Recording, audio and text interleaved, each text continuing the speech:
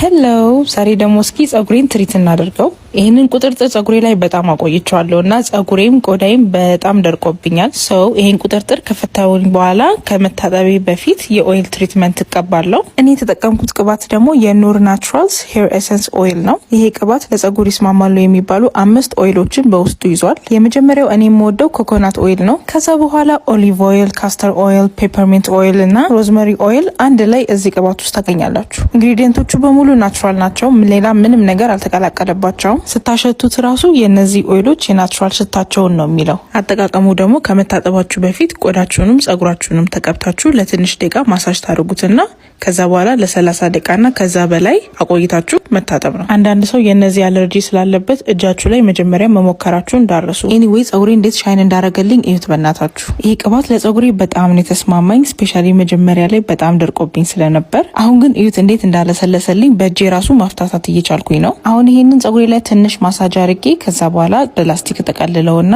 ትንሽ ቆይቼ ደግሞ ታጠበዋለሁ። ሲታጠብ ደግሞ ይሄንን ነው የሚመስለው። ዩጋይስ እዩት በእናታችሁ። መጀመሪያ ላይ ሳጠው ራሱ ምንም አላስቸገረኝም። ከዛ ጸጉሬ ላይ ያለው ሻይን ይሄ አሁን ምንም ፕሮዳክት የለውም። ዩጋይስ እዩት። ከመታጠቢ በፊት ይሄንን ኦይል ትሪትመንት ስላደረግኩኝ ጸጉሬ እንደዚህ ለስልሶልኛል። እናንተም ስትታጠቡ እየደረቀ እየተያያዘ ካስቸገራችሁ ይሄንን ኦይል መሞከር አለባችሁ። ቴንኪዩ ኑር ናቹራልስ። በጣም ነው የወደድኩት ሪዛልቱን። እናንተም ቴንኪዩ ፎር ዋቺንግ ባይ